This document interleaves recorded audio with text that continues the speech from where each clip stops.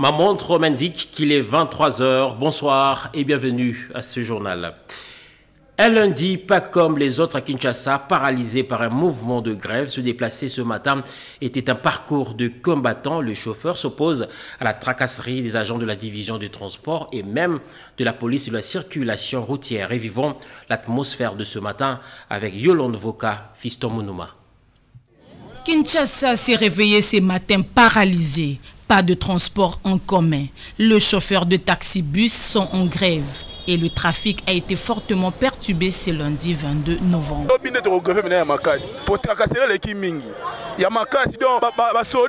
Nous allons poursuivre notre mouvement de grève demain, car les tracasseries s'intensifient tous les jours. Les policiers utilisent les voitures banalisées pour arrêter parfois sans raison certains conducteurs. On en a marre. Le chauffeur de transport en commun déplore les tracasseries des éléments de la police spéciale de roulage et les agents de la division provinciale de transport. Les infractions ne sont pas toujours claires. Tantôt c'est la hausse de prix et parfois ils évoquent le changement d'itinéraire. Même avec tous les documents, ils trouvent toujours une infraction pour vous arrêter. Plusieurs conducteurs n'ont pas repris leur travail ce jour. Une reprise de transport en commun s'est observée timidement dans l'après-midi. Les transports étaient vraiment très difficiles. Je suis sorti depuis 13h10. Jusqu'à maintenant, il n'y a pas toujours de transport de capé là. Des dispositions doivent être prises pour stopper ces mouvements. Kinshasa va abriter ce jeudi le sommet de chefs d'État et de gouvernement africains sur la masculinité positive. Question de lutter contre les violences basées sur le genre. Déjà, les organisations féminines se sont réunies pour formuler des recommandations des assises sous le haut patronage du chef de l'État, Félix Antoine Tshisekedi, président en exercice de l'Union africaine. Elvira Panzou, bienvenue, Kabamba. En prévision du sommet de chefs d'État et des gouvernements de pays africains sur la masculinité positive qui se tiendra le jeudi 25 novembre prochain dans la capitale congolaise sous le leadership du président en exercice de l'Union africaine et président de la RDC, Félix Antoine Tshisekedi Tshilombo, la commission genre de l'Union africaine, en collaboration avec les bureaux de la conseillère spéciale du chef de l'État en charge de la jeunesse et lutte contre les violences faites à la femme, l'ONU Femmes et le PNUD, a organisé ce lundi à Kinshasa des consultations avec les femmes leaders afin de formuler des recommandations qui seront prises en compte dans la déclaration de chef d'État. Chantal Yelumoulob, conseillère du chef d'État en charge de la jeunesse et lutte contre les violences faites à la femme, a travaillé depuis près d'une année dans la préparation de la dite conférence. La violence à l'égard des femmes et des filles est considérée par l'Union africaine comme l'une des formes les plus flagrantes de discrimination et un obstacle majeur à la réalisation des droits humains fondamentaux des femmes. Pour l'Union africaine, les chefs d'État et des gouvernements doivent s'engager et s'impliquer personnellement si l'on veut éradiquer ce fléau. C'est ainsi que l'Union africaine a projeté la tenue de la toute première conférence des hommes chefs d'État sur l'élimination de la violence faite aux femmes et aux filles sous la direction du président de la République démocratique du Congo, président en exercice de l'Union africaine, son Excellence Félix Tshisekedi Tshilombo. De son côté, la commissaire genre de l'Union africaine, Mme Bineta Diop, a remercié le chef de l'État pour avoir accepté que ces sommets se tiennent en République démocratique du Congo. À l'issue de cette conférence, le chef d'État et des gouvernements devront adopter la déclaration de l'Union africaine contre les violences faites aux femmes et aux filles. La lutte contre le terrorisme en République démocratique du Congo préoccupe le gouvernement de la République. Le Premier ministre Jean-Michel Samaloukonde en a parlé avec une délégation d'experts et de techniciens du Centre africain d'études et de recherche sur le terrorisme conduite par le colonel Christian Emmanuel Mouaya. Pati Tondouangou, bienvenue, Loussala nous en parle. La lutte contre le terrorisme nécessite aussi la mise en place des lois et stratégies nationales efficaces. Le Premier ministre est plus que déterminé à éradiquer ces fléaux qui endeuillent les familles et sèment la désolation en République démocratique du Congo. Et sa priorité reste les provinces du Nord Kivu, de l'Ituri, du Maniema et du Tanganyika. Et dans les soucis de renforcer les moyens de lutte, Jean-Michel Samalukonde Kyenge a eu une entrevue avec le colonel Christian Emmanuel Mouraya qui a conduit la délégation des experts et techniciens du Centre africain d'études et de recherches sur le terrorisme. L'hôte du chef de l'exécutif national s'est dit impressionné par la disponibilité du chef du gouvernement de lutter contre le terrorisme en République démocratique du Congo.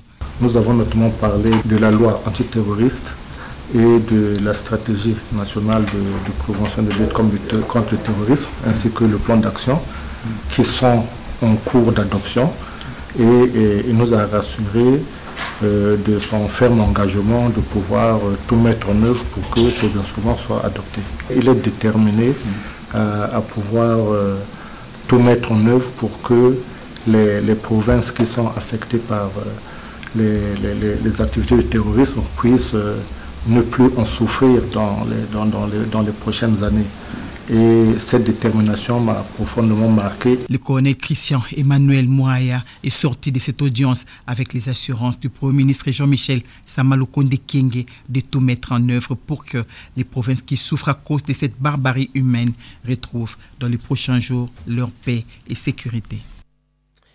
Le ministre du Transport et Voies de Communication, Chérubin Okende, a réuni les conducteurs de véhicules et motocycles pour les sensibiliser sur le respect des codes de la route afin d'éviter les accidents de la route. Une occasion également pour se souvenir des victimes des accidents de route. Cédric Kenina.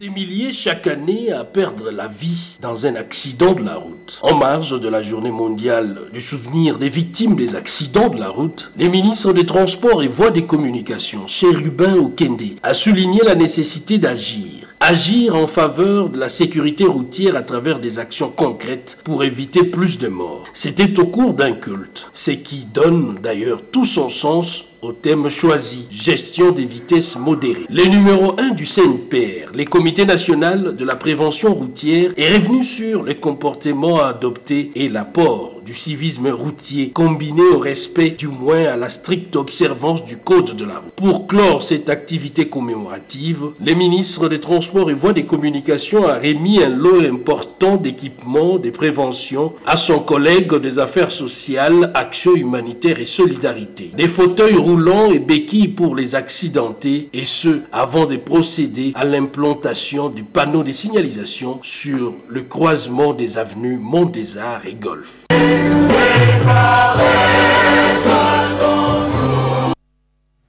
C'est pour bientôt l'installation dans les camps militaires et des policiers des cantines populaires. C'est déjà demain le lancement à partir du camp Kokolo de ces cantines populaires pour permettre aux militaires et leurs dépendants de s'approvisionner en produits alimentaires à moindre coût et de bonne qualité. Regardez.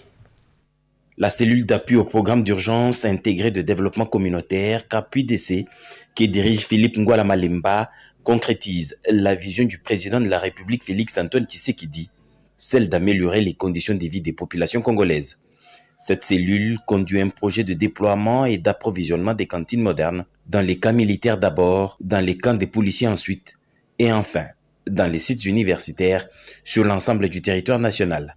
Ce 24 novembre, le lancement du projet en phase pilote interviendra au camp militaire Kokolo par le ministre de la Défense nationale et ancien combattant Gilbert Kabanda. Ces cantines modernes permettront aux militaires et leurs dépendants de s'approvisionner en vivres et non-vivres de bonne qualité à prix réduit. Philippe Ngwala Malemba, à la tête de la CAPUDC, dispose d'une expérience avérée dans la conduite des projets. Pour la réussite des cellules des cantines modernes, il a eu des échanges préparatoires avec le ministre de la Défense nationale et ancien combattant, le chef d'état-major général des forces armées de la République démocratique du Congo et le commandant du corps de génie militaire, pour ne citer que ceux-là. Une délégation de la firme Panasonic a échangé avec le ministre du numérique sur la digitalisation de la RDC. Par ailleurs, le groupe Huawei a également été reçu par le ministre Désiré Cachemire Kolongele, nous dit Patience Mboyo. La société Zetex, une filiale du groupe Panasonic et partenaire de la République démocratique du Congo depuis plusieurs années, se propose d'aider les pays dans la mise en place effective de la digitalisation. Une délégation de cette entreprise conduite par son vice-président, M. Roni Deporter, l'a dit au ministre du Numérique Désiré Kachmi Kolongele le vendredi dernier. Les deux parties ont déjà eu à se rencontrer plusieurs fois pour discuter également du processus de recensement des électeurs en RDC et aussi d'autres secteurs porteurs d'espoir. Et nous sommes intéressés à soutenir le pouvoir existant, à évoluer, à faire évoluer et donc de mettre sur pied des projets de numérique avec l'État congolais. Avec la délégation de Huawei, le numéro 1 du numérique Désiré Kachmi Kolongele, rien n'a filtré de cette rencontre. Mais l'on peut tout de même dire qu'avec le processus de digitalisation en cours en RDC, les géants des entreprises chinoises ne peuvent qu'apporter l'expertise de son pays très avancé dans ce domaine de numérisation. Rendons-nous au Maniema où après la suspension de la grève des enseignants, il y a eu reprise des cours dans plusieurs établissements scolaires de cette province. Le gouverneur Idriss Mangala vient de faire la ronde de quelques écoles pour s'assurer de l'effectivité de la reprise des cours. Rodépenda. La reprise de cours et levée de la grève, annoncée pour le 15 novembre dernier sur l'ensemble du territoire national après les premières conclusions, ban syndical et gouvernement de la République, cela n'a pas été le cas dans certaines provinces, notamment la province du Maniema où les écoles du réseau catholique telles que l'école Enano avaient catégoriquement refusé de reprendre les cours. Une semaine après, ce lundi 22 novembre, alors que le gouvernement de la République et le ban syndical sont arrivés à des clauses définitives de bruit la loge répondant positivement aux revendications, ces enseignants de la province du Maniema hésitent toujours de reprendre la craie blanche. Le gouverneur Aïd du Maniema, Afani Idriss Mangala, est redescendu sur le terrain pour faire les constats dans quelques écoles. Eyano, lycée Matumaini, école institut d'excellence et l'école primaire Mikelenge. Je suis venu voir si réellement l'appel de la délégation syndicale des écoles conventionnées catholiques a été respecté par les enseignants. Je me suis rendu compte que les écoles conventionnées catholiques n'ont pas repris les cours. J'étais à l'institut de l'Enano et quand je demandais aux élèves si les enseignants étaient là, ils m'ont dit que non. Alors j'étais tellement choqué. J'avais promis de me rencontrer avec la délégation syndicale pour qu'on trouve les voies et moyens comment suspendre la grève dans toutes les écoles de la province du Maniema. Pour nous, c'est le Maniema d'abord. Pour rappel, le gouverneur Aïd du Maniema avait échangé le samedi 20 novembre dernier avec le syndicat des écoles catholiques. C'était dans une ambiance apaisée. Intéressons-nous à l'état de siège en Ituri et au Nord Kivu. La jeunesse de l'Ituri et de Béni, membres de la société civile, s'est réunie pour évaluer l'impact de l'état de siège dans les provinces du Nord Kivu et de l'Ituri. Les détails avec Kinanga Musashi. La jeunesse d'Ituri, Béni et de Butembo Kinshasa, préoccupée par les rapports accablants sur la poursuite des tueries aveugles dans ces contrées de l'Ituri et du Nord Kivu, s'est retrouvée au centre Lindongue de l'archidiocèse de Kinshasa avec les experts du mouvement des indignés. Il s'agissait d'établir ensemble les bilans des actions gouvernementales et sécuritaires sur terrain et de proposer quelques recommandations. L'espoir donné par l'état des sièges ne sera jamais atteint sans qu'il y ait examen des préalables. D'autant plus qu'on n'a jamais tenu compte des alertes des victimes rescapées et de la société civile. Les recommandations du mouvement des indignés de requalifier l'état des sièges en optant pour un état d'urgence renforcé et limité seul aux zones insécurisées. Passer à la relève des militaires originaires tout en y affectant les non-originaires. Ouvrir urgemment des procès pénaux contre des officiers trafiquants d'armes, détourneurs des fonds des opérations militaires, complices des effectifs fictifs. Les filles et fils de l'Alomami regroupés au sein de la structure Moubeki se sont retrouvés pour penser développement de leur contrée ainsi que leur épanouissement mutuel. Berthe Monkonkole. C'est pour maintenir et resserrer les liens de solidarité entre le groupe ethnique Beneki en vue d'encourager l'entraide et l'assistance sociale entre les membres ainsi que pour favoriser la création et le soutien des différents projets générateurs que les filles et fils de la province de Lomami, de l'espace géographique Beneki, se sont réunis à la Foire internationale de Kinshasa. Sous la modération de l'honorable Christophe Nkolomoni Ndjibou, le président de la mutuelle, Maître Jeff Kyovolubo, a rappelé dans son orientation générale l'objectif majeur de la création de la mutuelle Beneki qui consiste en la consolidation des valeurs traditionnelles. Notre détermination est de faire de la Moubeki l'un des piliers de la culture Songye. Nos vœux sont de voir les Beneki vivre dans le respect mutuel entre eux, intérioriser l'esprit de partage et d'assistance mutuelle, unis dans la diversité. Que nous voulons voir les Beneki œuvrer dans tous les secteurs économiques, sociopolitiques, dans les secteurs environnementaux et surtout dans les secteurs politiques. Autre temps fort de cette manifestation, mot de bienvenue, la présentation de l'espace géographique de Beneki, le rapport d'activité et le plan de travail présentés successivement par l'honorable Elumba, l'honorable Alain Lubamba, Messieurs Willy Kassendwe, le professeur Jean-Marie Kapenga.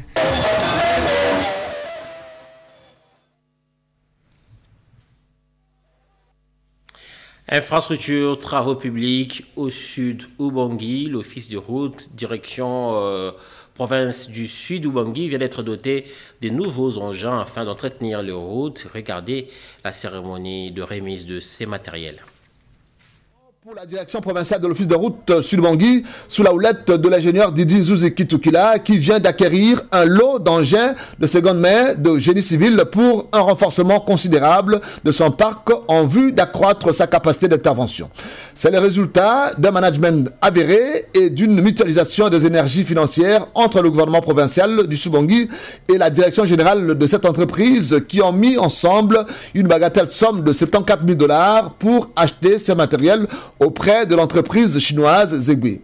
La cérémonie de remise officielle de ces engins était présidée par le ministre provincial en charge des ITPR, Joseph Magbaka, en présence de quelques membres du cabinet du gouverneur et du staff de la direction provinciale de l'office de route.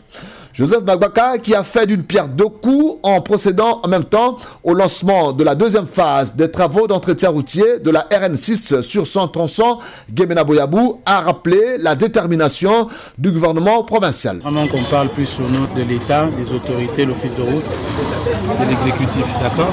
Les efforts ont été joints pour qu'on acquiert du matériel qui peut nous permettre de fortifier notre parc. C'est ce qui a été fait.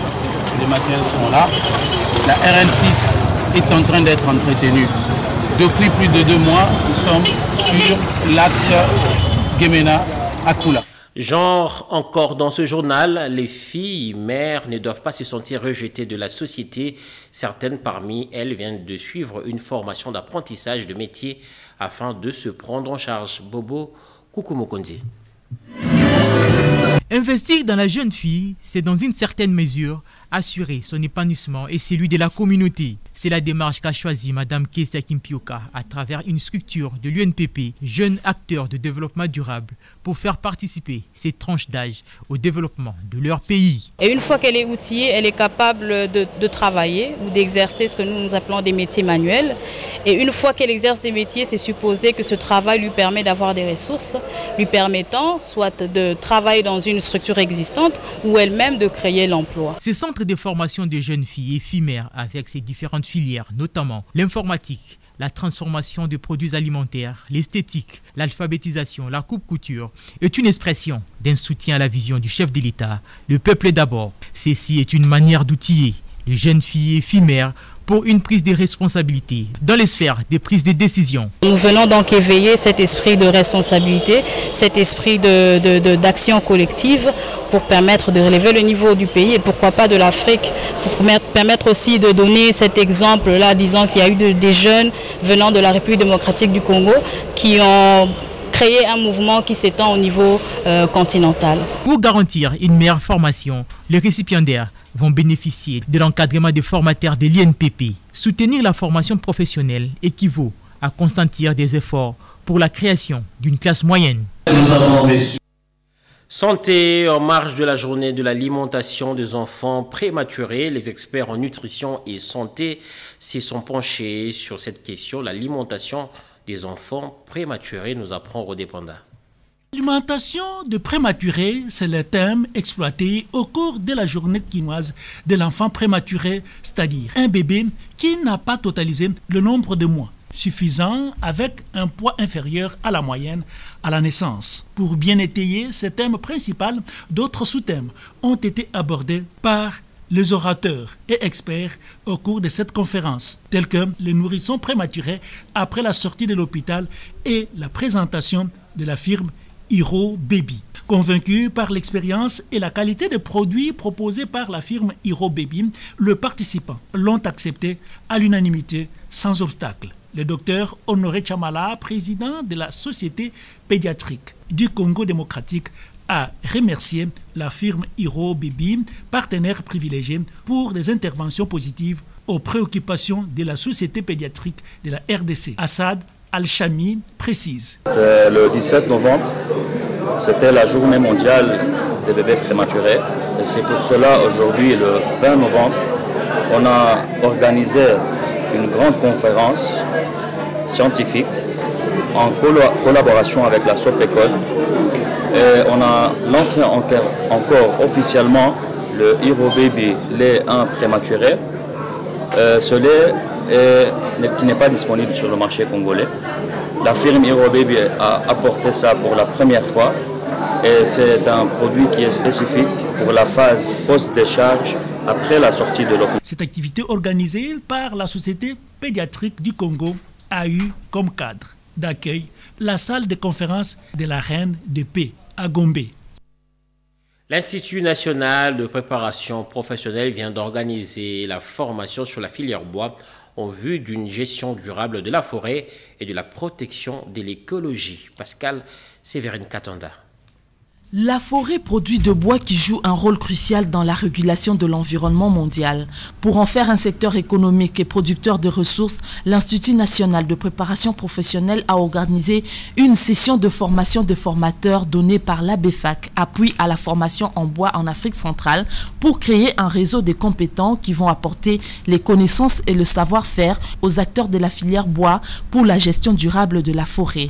Initiée par le directeur général de l'INPP, Patrick Kayembe Soumpi, cette session a été clôturée le 18 novembre 2021. Ces premiers lots formés constituent un premier noyau de formateurs formés en RDC et Patrick Kayembe les appelle à intérioriser la formation pour mieux le transmettre dans le système de formation de la filière bois. J'invite les participants et les animateurs de cette session de formation à créer un cadre de concertation et d'échange et de partage d'expériences dans l'esprit de faire évoluer les métiers des bois suivant les besoins des acteurs de ce secteur en tenant compte des aspects écologiques. La première étape du projet, c'était ce que nous avons fait pendant ces 10 jours, c'est former ces formateurs à l'accompagnement des adultes en formation, de manière à ce qu'après, quand on sera sur les thèmes techniques, ils soient en capacité de transférer convenablement les aspects techniques. Cette formation a connu la participation de 30 formateurs, dont une partie provient de l'INPP et l'autre de pays membres de la BEFAC. Culture, cela fait 2 ans jour pour jour depuis que c'est éteint à Vienne. Nous sommes là en Autriche. Le professeur, l'artiste Alfred Liolo, une messe du suffrage a été dite en sa mémoire à la paroisse Notre-Dame de Fatima. Luxion Kabbalah nous en parle.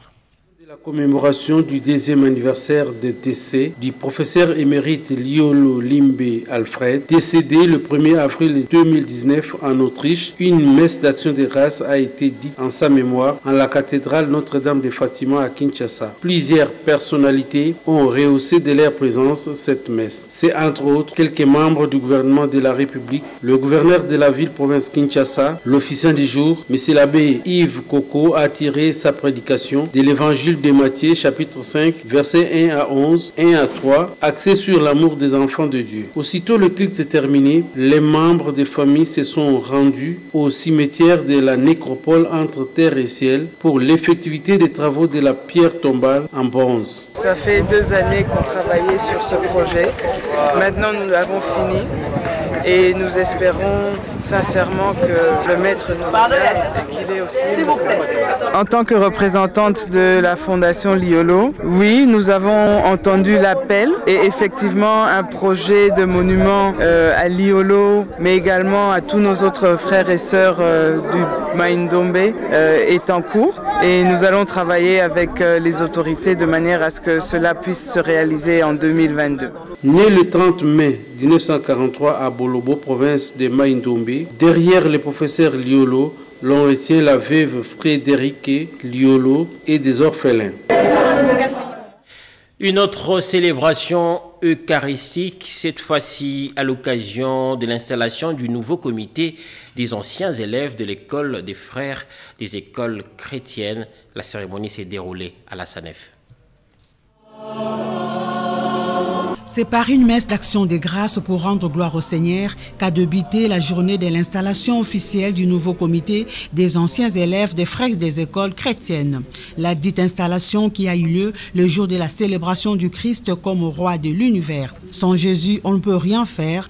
Pour mieux diriger, il faut instaurer les règles de paix, a martelé le prêtre du jour aux nouveaux membres du comité de la SANEF. Juste après cette messe, s'en est suivi la cérémonie d'installation du pouvoir de ce nouveau comité qui est dirigé par M. Dieudonné Bifoumanou. La cérémonie a été marquée par la remise des insignes d'honneur qui sont les gilets qui symbolisent les combats, les drapeaux qui marquent le pouvoir et les commandements et pour terminer la Bible qui symbolise leur foi. Allez de l'avant, ne nous décevez pas, mais plutôt travaillez avec amour pour la concrétisation de vos défis, a signifié le frère visiteur provincial Pi Nsukula. Et bien avant cela, au cours de la présentation de son équipe, le président Dieudonné Bifoumanou a promis au nom du Christ de respecter leur engagement pour redorer l'image de la SANEF.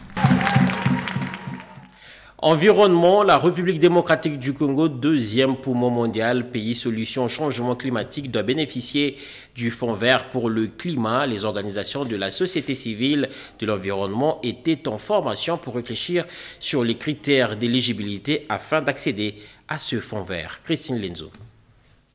La RDC est bien positionnée comme bénéficiaire du Fonds vert pour le climat. Les quelques structures accréditées pour l'obtention de ces fonds destinés aux mécanismes basés sur l'adaptation et l'atténuation au changement climatique peuvent en bénéficier, mais ignorent comment élaborer les projets qui doivent obéir aux critères d'éligibilité du niveau international. Voilà qui a poussé les responsables de l'action communautaire pour le développement intégral ACDI de réunir les différentes structures accréditées pour les outiller sur l'accès à ces financements. C'était au cours des journées d'information organisées en collaboration avec la Délégation générale de la francophonie, les Fonds verts pour le climat et l'Union des jeunes pour le développement UGD. Nous formons, nous informons aux représentants des organisations pour qu'eux aussi puissent relayer les formations.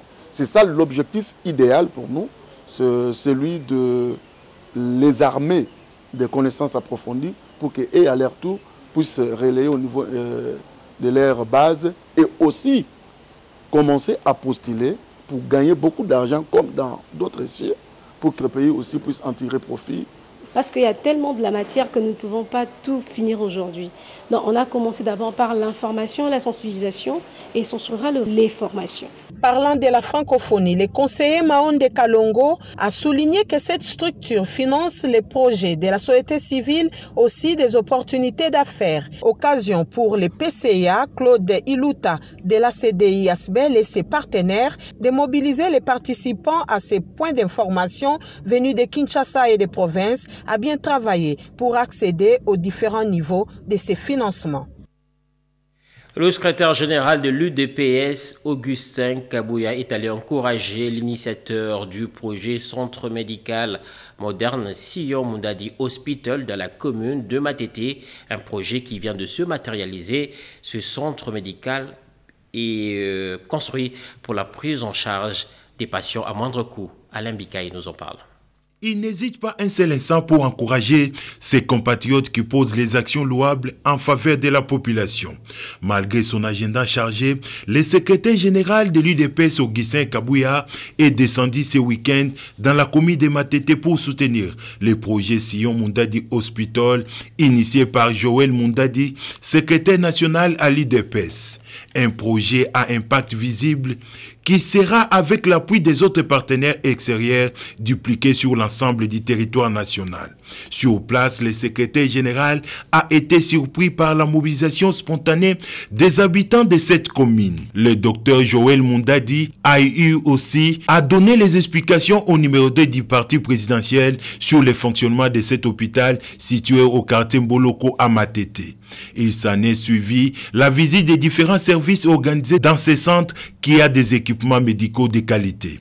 Profitant de l'occasion, Augustin Kabouya a rassuré les partenaires présents à cette manifestation du soutien de son parti et de Félix Antoine Tshisekedi Tshilombo, président de la République, aux investissements et capitaux étrangers bénéfiques pour le pays. C'est au siège de son parti que le secrétaire général a bouclé sa tournée avant d'annoncer à l'assistance le début des consultations avec les structures du parti pour la désignation des délégués comme mandataires dans les entreprises publiques. C'est la fin de ce journal. Merci de l'avoir suivi. Le prochain rendez-vous avec l'actualité, c'est demain à 7h dans une présentation de Marie Calan. Bonne suite de programme sur nos antennes. Au revoir.